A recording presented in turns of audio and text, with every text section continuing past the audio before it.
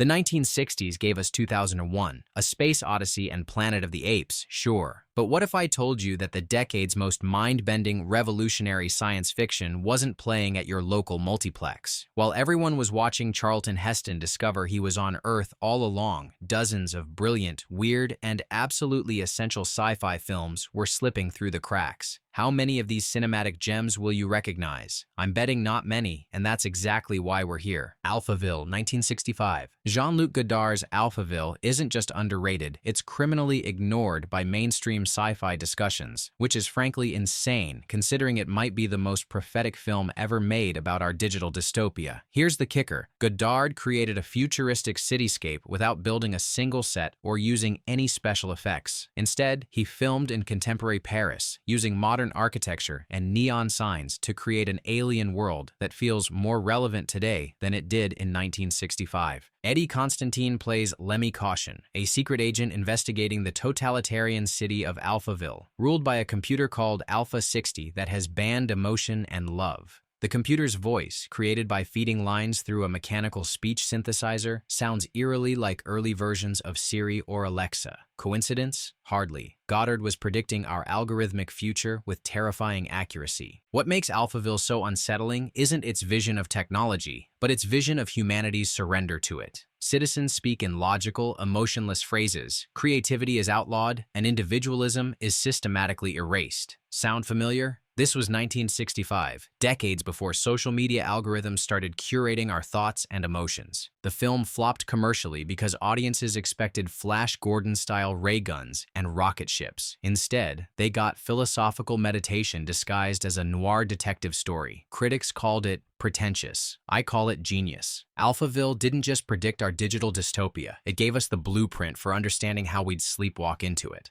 Robinson Crusoe on Mars, 1964. Don't let the B-movie title fool you. Robinson Crusoe on Mars is a masterclass in hard science fiction that deserves to sit alongside the decade's classics. Director Byron Haskin, fresh off his success with The War of the Worlds, took Daniel Defoe's survival story and transplanted it to the Red Planet with surprisingly sophisticated results. When astronaut Paul Manty crash lands on Mars, he must survive using actual science, not movie magic. The film's dedication to scientific accuracy is remarkable for its era. Manty's character creates oxygen from rocks, finds water in underground ice deposits, and grows food in Martian soil, concepts that NASA was seriously studying at the time. The production consulted with aerospace engineers and astronomers, resulting in a Mars that feels genuinely alien yet scientifically plausible. The real genius lies in its emotional core. Manty spends most of the film alone, talking to his monkey companion and slowly descending into isolation-induced madness. His performance carries the entire middle act, creating genuine psychological tension as we watch a rational man struggle against the vast indifference of space. When he finally encounters another survivor, played by Victor Lundin as an escaped alien slave, their wordless friendship becomes surprisingly moving. Shot in Death Valley, the film's Martian landscapes are breathtakingly beautiful and genuinely otherworldly. The practical effects, from the alien ships to the crystalline formations, hold up remarkably well. This wasn't just another monster movie. It was a serious attempt to explore what human survival might actually look like on another planet, wrapped in adventure movie packaging that somehow made it even more effective. The Phantom Planet, 1961. The Phantom Planet occupies a unique place in sci-fi history. It's simultaneously ridiculous and genuinely innovative, a film that deserves recognition for its bold ideas despite its obvious budget limitations. When astronaut Dean Fredericks crash lands on Reeton, a miniature planet populated by tiny humanoids, the film presents concepts that wouldn't look out of place in modern hard sci-fi. The central premise involves size manipulation through gravitational fields, crude by today's standards, but surprisingly scientifically grounded for 1961. The Retinites have mastered gravity control, shrinking visitors to their size and using asteroid-sized spaceships as weapons. These aren't magic powers. They're presented as advanced technology with consistent rules and limitations. What elevates the Phantom Planet above typical B-movie fare is its world building. The Retinites have a complex society complete with political factions, resource scarcity issues, and genuine moral dilemmas about their place in the cosmic order. They're not bug-eyed monsters or perfect utopians, but believable aliens dealing with realistic problems. The film explores themes of belonging, identity, and the price of peace that feel surprisingly mature. The special effects, while obviously low budget, show remarkable creativity. The miniature work and forced perspective shots create a genuinely otherworldly atmosphere. The costume design for the alien races, particularly the dog-faced Solarites, influenced everything from Star Trek to modern space operas. Sure, the acting is wooden, and the romantic subplot feels forced, but The Phantom Planet deserves credit for taking its science fiction seriously. It's a film that dared to ask big questions about humanity's place in the universe, even if it couldn't quite afford to answer them properly. The World, the Flesh and the Devil, 1959.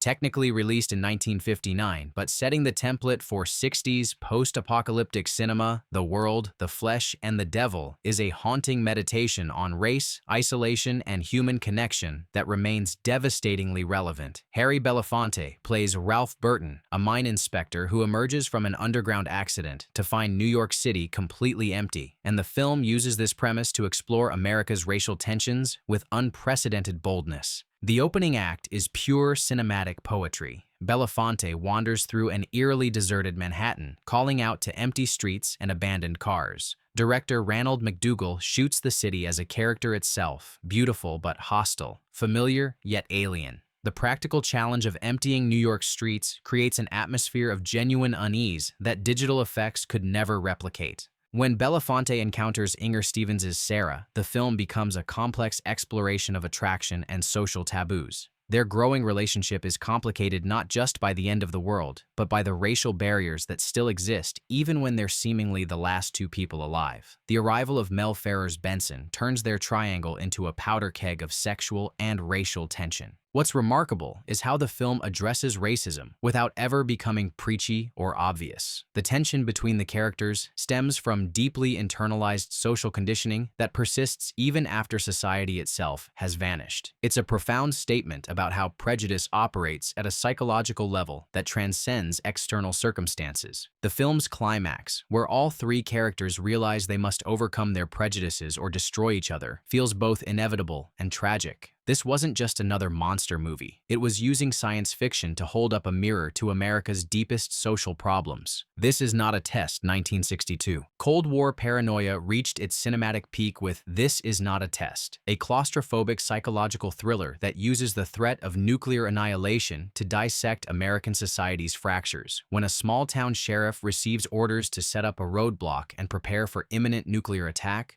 a group of strangers must confront not just the end of the world, but their own moral failures. The film's genius lies in its real-time structure and single location. Most of the action takes place on a stretch of highway where various travelers, a truck driver, a honeymooning couple, a family with secrets, are forced to wait for either rescue or destruction. Director Frederick Gadet creates mounting tension through character interaction rather than special effects, and the results are genuinely unsettling. What separates This Is Not a Test from typical nuclear thriller fare is its unflinching examination of how ordinary people crack under existential pressure. The characters don't become heroic or noble in the face of annihilation. They become petty, selfish, and violent. The film suggests that civilization is a much thinner veneer than we'd like to believe, and when stripped away, what remains isn't pretty. The performances are uniformly excellent, particularly Seaman Glass as the increasingly unstable sheriff who becomes drunk on his temporary authority. Each character represents a different aspect of American society, and watching them turn on each other becomes a metaphor for the nation's Cold War anxieties about internal enemies and moral decay. Shot on a tiny budget with minimal locations, This Is Not a Test proves that effective science fiction doesn't require expensive effects, just the willingness to ask uncomfortable questions about human nature and the courage to provide honest answers. Fantastic Voyage, 1966. While Fantastic Voyage received Academy Awards recognition for its technical achievements, its reputation as a serious science fiction film has been criminally undervalued. This isn't just a special effects showcase, it's a legitimate hard sci-fi thriller that takes its central premise seriously and follows it to its logical, often disturbing conclusions. The concept seems simple. Shrink a medical team to microscopic size and inject them into a dying scientist's bloodstream to perform brain surgery from the inside. But the execution is remarkably sophisticated. treating the human body as a genuinely alien landscape with its own rules, dangers, and wonders. The production team consulted with medical experts to create an anatomically accurate internal journey that feels both fantastic and scientifically grounded. What makes Fantastic Voyage work is its commitment to internal logic. The miniaturization process has consistent rules and limitations. The human body behaves according to actual biological principles, and the characters face real physiological challenges that can't be solved with technobabble. When the team encounters white blood cells, it's not just a cool visual, it's a genuine biological threat that must be understood and overcome. The film's exploration of themes go beyond medical procedure. This is ultimately about exploration and discovery, about pushing the boundaries of human knowledge into literally uncharted territory. The body becomes a new frontier, complete with hostile environments, natural wonders, and existential mysteries about the nature of life itself. The special effects, created through a combination of practical sets, miniatures, and organic materials, create a genuinely otherworldly environment.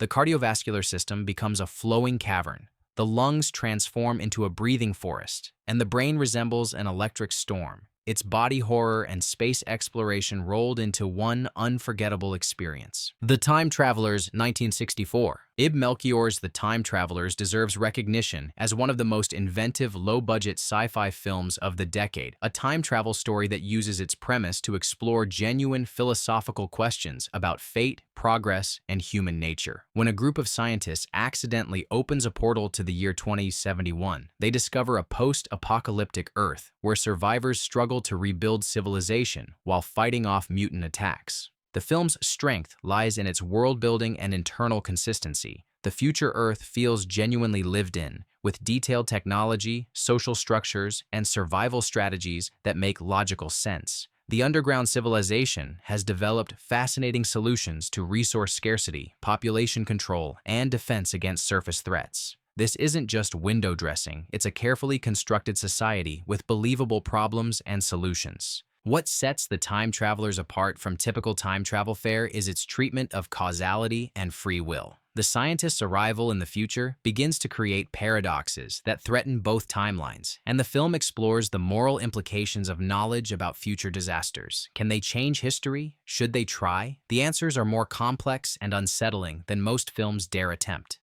The special effects are remarkably creative given the film's tiny budget. The time portal itself is a genuinely eerie creation, and the future technology feels appropriately advanced without relying on expensive props. The mutant creatures, while obviously low budget, are genuinely threatening and well designed. Most importantly, The Time Travelers takes its science fiction seriously. The time travel mechanics have consistent rules, the future society operates according to believable principles, and the characters face genuine moral dilemmas without easy solutions. It's a film that respects its audience's intelligence while delivering genuine thrills and philosophical depth. Village of the Damned, 1960. Village of the Damned benefits from its tense atmosphere, the eerie look and performances of the children, and the cold ruthlessness with which they begin to exert their control over the town. But its deeper themes about evolution, parenthood, and the nature of humanity make it far more than just an effective horror film. Based on John Wyndham's novel The Midwich Cuckoos, this is science fiction at its most psychologically disturbing. The premise is deceptively simple. Every woman in the English village of Midwich mysteriously becomes pregnant after a strange blackout, giving birth to emotionless, telepathic children with glowing eyes and incredible intelligence. But the film's real horror comes from its exploration of what happens when evolution leaves humanity behind, and parents must confront the possibility that their children represent the next step in human development, one that has no place for love, compassion, or individual identity. What makes Village of the Damned so effective is its restraint. The children never become overtly monstrous or violent until the final act. Instead, they simply exist as perfect, emotionless beings who view their parents and community with cold curiosity. Their telepathic abilities aren't presented as supernatural powers, but as natural evolutionary advantages that make them superior to ordinary humans in every measurable way except emotional connection. George Sanders delivers one of his finest performances as Gordon Zellaby, a rational rationalist who initially sees the children as fascinating scientific specimens but gradually realizes they represent an existential threat to human survival. His final confrontation with the children becomes a battle not just for his own survival, but for the preservation of humanity's emotional core. The film's ending is genuinely shocking and morally complex, refusing to provide easy answers about progress, evolution, or the value of human emotion versus pure rationality. The Angry Red Planet, 1959.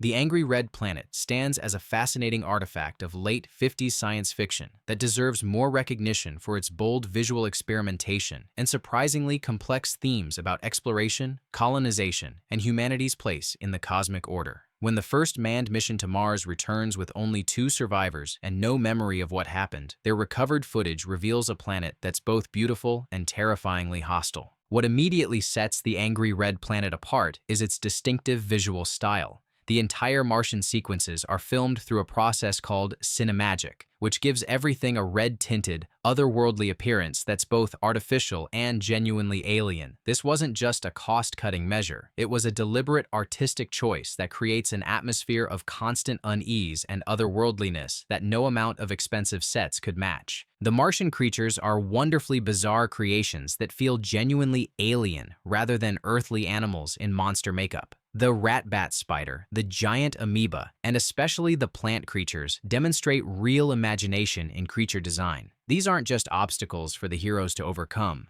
They're believable products of an alien evolutionary process that operates according to different rules than Earth biology. But the film's real strength lies in its moral complexity. The Martians aren't evil invaders or noble savages. They're an ancient civilization that's tired of being disturbed by would-be explorers and colonists. Their warning to humanity is both a threat and a piece of genuine wisdom about the consequences of aggressive expansion into other worlds. The recovered footage structure, innovative for its time, adds layers of mystery and dread. We know something terrible happened on Mars, but discovering the truth becomes a gradual process of revelation that builds genuine tension and cosmic horror. The Damned, 1963. Joseph Losey's The Damned is perhaps the most criminally underrated science fiction film of the decade, a haunting meditation on nuclear anxiety, government secrecy, and childhood innocence that was so ahead of its time it was barely released in the United States. This isn't just another atomic monster movie. It's a sophisticated exploration of how Cold War paranoia corrupts everything it touches, including the children who are supposed to represent our future. The plot follows an American tourist who stumbles upon a secret government facility where radioactive children are being raised in isolation as humanity's potential survivors of nuclear war. But the film's real focus is on the moral implications of treating children as experimental subjects in the name of national security.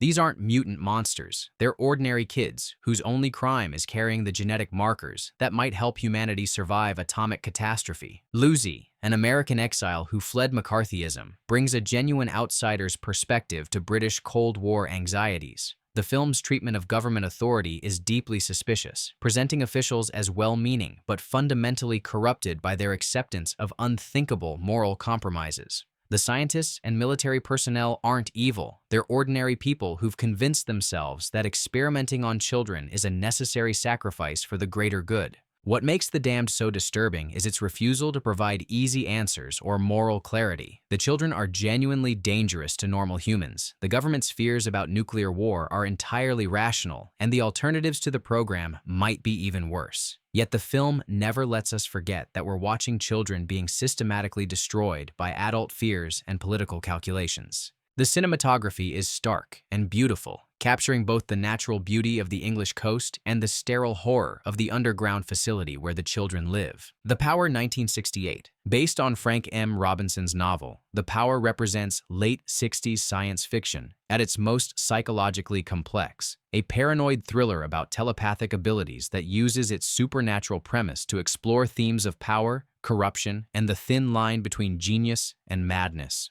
When a research team studying superhuman abilities discovers that one of their own members possesses genuine telepathic powers and is systematically murdering his colleagues, the film becomes a deadly game of cat and mouse, where the stakes are literally life and death.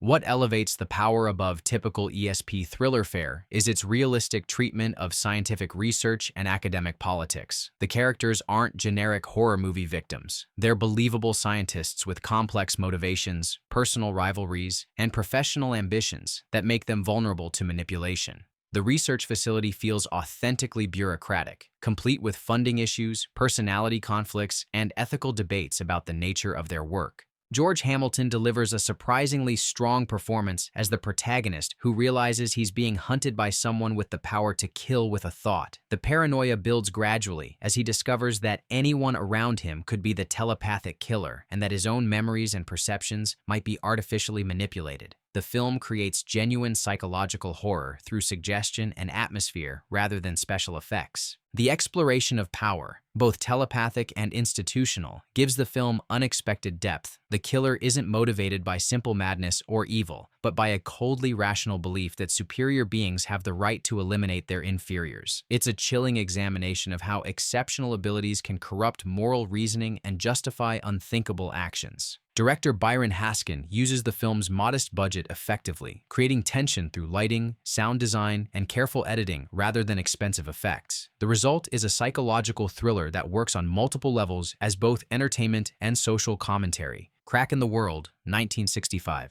Crack in the World deserves recognition as one of the most scientifically sophisticated disaster films of the decade, a movie that takes its geological premise seriously and explores the genuine consequences of humanity's technological hubris. When a project to tap the Earth's geothermal energy goes wrong, creating a crack that threatens to split the planet in half, the film becomes both an exciting disaster thriller and a thoughtful examination of scientific responsibility. The film's treatment of geology and physics is remarkably accurate for its time, consulting with actual scientists to create believable explanations for both the initial project and the resulting catastrophe. The geothermal drilling project feels like a real scientific endeavor, complete with technical challenges, bureaucratic obstacles, and genuine excitement about the potential benefits for humanity. When things go wrong, the escalating crisis follows logical scientific principles rather than movie magic. What sets Crack in the World apart from typical disaster movies is its focus on character-driven drama alongside the spectacular destruction. The relationship between the project's aging leader Dana Andrews, his younger colleague Kieran Moore, and the woman they both love, Jeanette Scott, creates genuine emotional stakes that make the global crisis feel personal and immediate.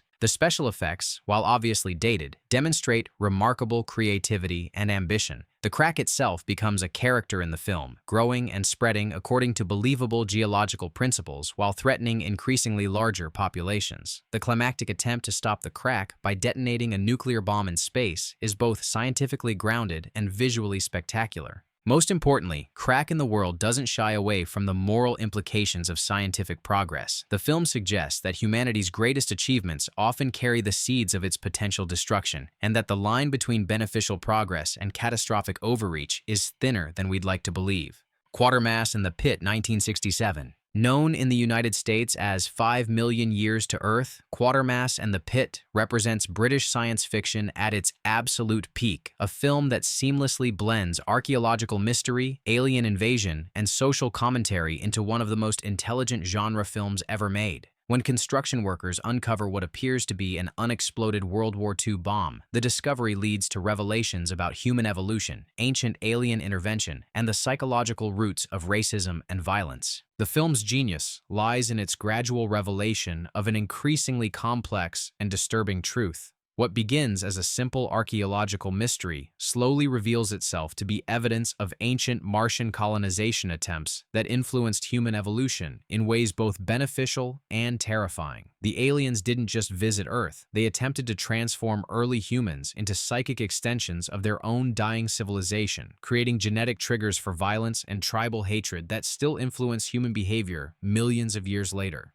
Professor Quartermass, played with perfect intellectual authority by Andrew Keir, becomes our guide through this unfolding mystery. His rational, scientific approach to increasingly irrational phenomena creates a perfect balance between skepticism and wonder that makes even the most outrageous revelations feel believable and grounded in logical investigation. The film's exploration of the psychological roots of racism and mob violence feels remarkably contemporary. The alien influence manifests as an instinctive hatred of anyone perceived as different, turning ordinary Londoners into violent mobs driven by ancient genetic programming they don't understand or control. It's a sophisticated examination of how prejudice operates at a biological level that transcends individual choice or education. The practical effects, particularly the Martian spacecraft and the psychic manifestations of alien memories, create genuinely alien imagery that feels both ancient and otherworldly. This is science fiction that respects both its scientific principles and its audience's intelligence. The Terranauts, 1967. Amicus Productions.